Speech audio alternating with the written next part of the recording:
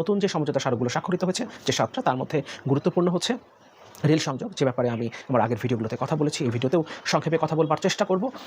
এর পাশাপাশি যৌথ উদ্যোগে কৃত্রিম উপগ্রহ প্রেরণ, যার মাধ্যমে ভারত বাংলাদেশের সকল তথ্য, সকল গোয়েন্দা তথ্য হাতিয়ে নিতে পারবে খুব সহজেই।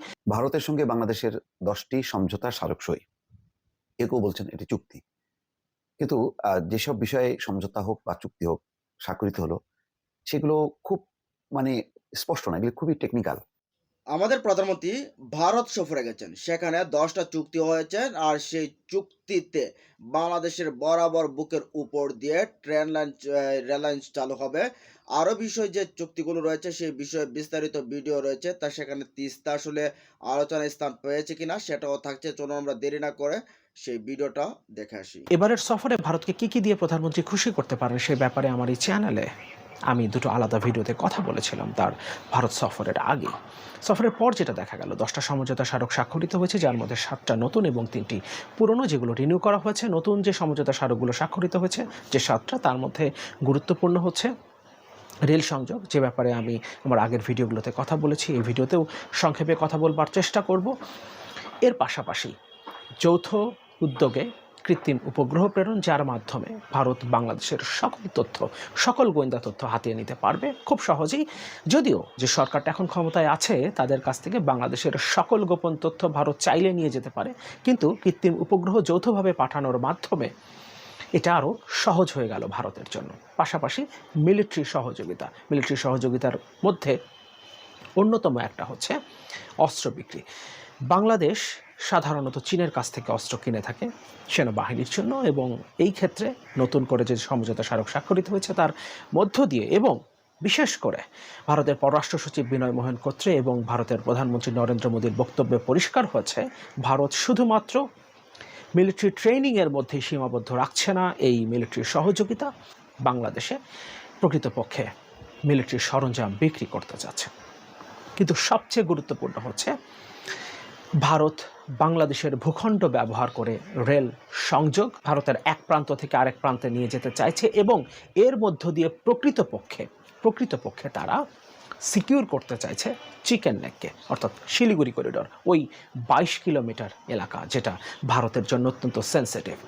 সেখানে যদি কোনোভাবে কখনো চীনের সাথে কোনো টেনশন শুরু হয়, তাহলে এই ট্রানজিট ব্যবহার করে, এই রেল সংযোগ ব্যবহার করে তারা সেখানে মিলিটারি এবং মিলিটারির সরঞ্জাম পাঠাতে পারবে।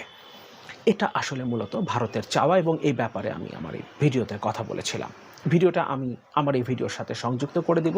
আরেকটা ভিডিওর লিঙ্ক আমি আমার এই ভিডিওর ডেসক্রিপশনে দিয়ে দিব। পাশাপাশি ডাক্তার জাহিদুর রহমান আজকে একটা ভিডিও করেছেন প্রধানমন্ত্রীর এই সফরে ভারতকে আসলে বাংলাদেশ কী দিয়ে আসলো উপহার হিসেবে, এবং বিনিময়ে যে বাংলাদেশ কিছুই পায়নি সে ব্যাপারে তিনি কথা বলেছেন। সেই ভিডিওর লিঙ্কও আমি ডেসক্রিপশনে দিয়ে দিব, আপনারা সেখান থেকে দেখে নিতে পারেন।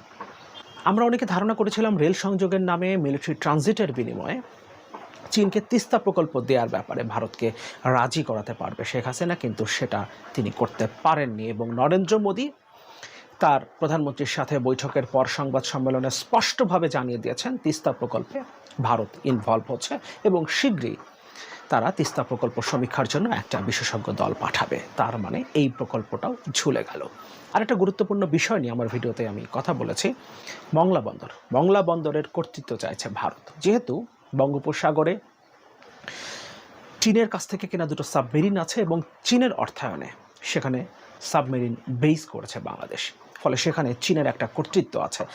এই কারণে বঙ্গোপসাগরে নিজেদের কর্তৃত্ব প্রতিষ্ঠার জন্য এর আগে তারা সেখানে রাডার বসানোর অনুমতি নিয়েছে বাংলাদেশ সরকারের কাছ থেকে, শেখ হাসিনার আগের সরকারের সময় তার এক সফরে, এবং এবার মংলা বন্দরের কর্তৃত্ব ভারত চাইছে, এবং এর মধ্য দিয়ে তারা চীনকে বঙ্গোপসাগরে প্রতিহত করতে চাইছে। ফলে একদিকে বঙ্গোপসাগরে চীন এবং ভারতের কর্তৃত্ব প্রতিষ্ঠার প্রতিযোগিতা, অন্যদিকে তিস্তা প্রকল্পে চীন ভারতের দ্বৈরথ। কারণ কয়েকদিন আগে প্রধানমন্ত্রী সংসদে দাঁড়িয়ে ঘোষণা করেছিলেন চীন ইতোমধ্যে সমীক্ষা করেছে তিস্তা মহাপরিকল্পনা, তারা সমীক্ষার প্রতিবেদন জমা দিয়েছে। বাংলাদেশ সরকার চীন সরকারের কাছে ইতোমধ্যেই অর্থায়ন চেয়েছে এই প্রকল্পে, এবং চীন সরকারও রাজি হয়েছে। কিন্তু এরপর এসে আমরা দেখতে পাচ্ছি এই প্রকল্পটা সম্ভবত ঝুলে যাচ্ছে। ফলে তিস্তা প্রকল্প ঘিরেও চীন এবং ভারতের দ্বৈরথ আগামী দিনে সংকটময় পরিস্থিতি তৈরি করবে। এবং সবচেয়ে গুরুত্বপূর্ণ যেটা, শিলিগুড়ি করিডর এবং সেখানে বাংলাদেশের ভূখণ্ড ব্যবহার করে চীন যে রেল সংযোগটা নিচ্ছে, এটা প্রকৃতপক্ষে যে কোনো যুদ্ধ পরিস্থিতিতে একটা মিলিটারি ট্রানজিটে রূপান্তরিত হবে। অর্থাৎ এই রেল সংযোগ ব্যবহার করে তারা এখানে মিলিটারি সরঞ্জাম, এমনকি সরাসরি সেনাবাহিনী প্রেরণ করতে পারে। ফলে সে সময় চীন যে কোনোভাবেই বাংলাদেশের অভ্যন্তরে, যেহেতু রেল সংযোগটা বাংলাদেশের ভূখণ্ড দিয়ে যাচ্ছে, সুতরাং বাংলাদেশের অভ্যন্তরে ভারতের বিপক্ষে যুদ্ধ শুরু করে দিতে পারে। প্রধানমন্ত্রীর সফর নিয়ে বিবিসি বাংলা একটা রিপোর্ট করেছে, আমি কয়েকটা লাইন এখান থেকে একটু পড়তে চাই। বাংলাদেশের ভেতর দিয়ে চলবে ভারতের ট্রেন, তিস্তা প্রকল্পে যুক্ত হচ্ছে ভারত। বাংলাদেশের ভূখণ্ড ব্যবহার করে ভারতের রেল ট্রানজিট ও তিস্তা প্রকল্প নিয়ে আলোচনা হয়েছে দুই দেশের সরকার প্রধানের বৈঠকে। শনিবার ভারতের নয়াদিল্লিতে শেখ হাসিনা ও নরেন্দ্র মোদীর মধ্যে দ্বিপাক্ষিক বৈঠকে মোট 10টি সমঝোতা স্মারকে সই করে দুই দেশ। বৈঠক শেষে বিকেলে সংবাদ সম্মেলনে ভারতের পররাষ্ট্র সচিব বিনয় মোহন কোচ্চে বলেছেন, বাংলাদেশের ভূখণ্ডকে ব্যবহার করে ভারতের একটা অংশ থেকে ভারতেরই আরেকটা অংশে রেলওয়ে সংযোগ চালু করতে দুই নেতার মধ্যে গুরুত্বপূর্ণ আলোচনা হয়েছে। তিস্তা নদীর পানির সঠিক ব্যবহারে তিস্তা প্রকল্প নিয়েও আলোচনা হয়েছে দুই সরকার প্রধানের এই বৈঠকে।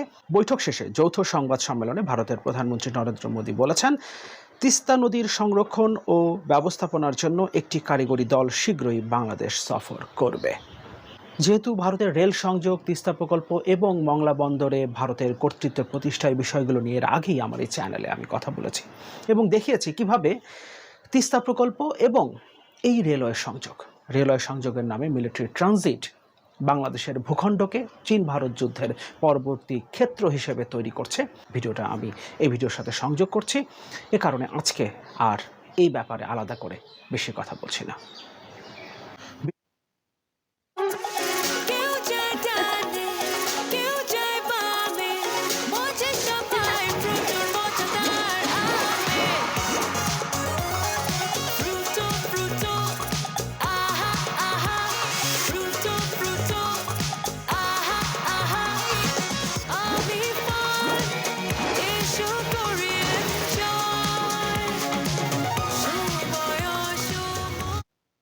বিশ দিন আগে রেলমন্ত্রী স্বীকার করেছিলেন কলকাতা থেকে ভারতের উত্তর পূর্বাঞ্চলে রেল ভারতের সঙ্গে বাংলাদেশের 10টি সমঝোতা স্মারক সই।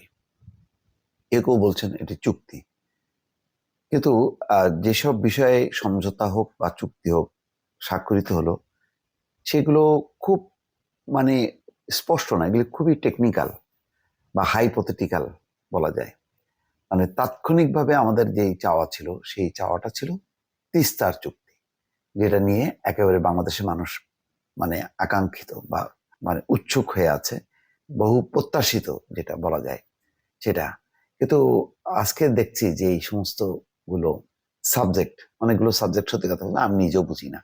এইগুলি হলো খুব উচ্চমার্গীয়, তবে তার মধ্যে একটা সামরিক বিষয় আছে এবং এই চুক্তিগুলো আবার রেলের কানেক্টিভিটির ব্যাপার আছে। তো এগুলো কি আমাদের কতখানি কাজে লাগবে নাকি ভারতের কাজে লাগবে আমিও বুঝতে পারছি না। সমুদ্র আছে, তারপরে ওই রেল আছে, সামরিক কৌশলগত অপারেশনাল এই চুক্তি আছে, এগুলি মানে আমাদের জন্য খুব জরুরি কিনা আমি এটা বুঝতে পারছি না।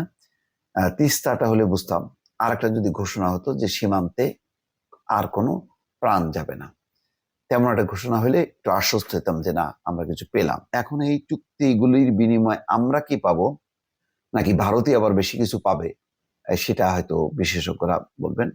আপাতত যেটা বলা যায়, বাংলাদেশ ভারত ডিজিটাল পার্টনারশিপ, এটা কি জানি না।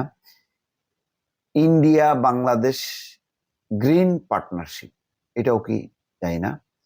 3 নম্বর সমুদ্র সহযোগিতা ও সুনীল অর্থনীতি, এটা বুঝি না। স্বাস্থ্য ও ওষুধ সংক্রান্ত পুরনো সমঝোতা নবায়ন, এটা বুঝলাম যে একটা হয়তো স্বাস্থ্য সংক্রান্ত বিষয়, এটা ভালো। তারপরে 5 নম্বরে আছে ভারতের ইন স্পেস ও ডাক ও টেলিযোগাযোগ মন্ত্রণালয়ের সমঝোতা। এতে কি হবে, আমরা কি এমন উপকার হবে? দুই দেশের রেল মন্ত্রণালয়ের মধ্যে সংযোগ সংক্রান্ত সমঝোতা, এটা তো দেখা।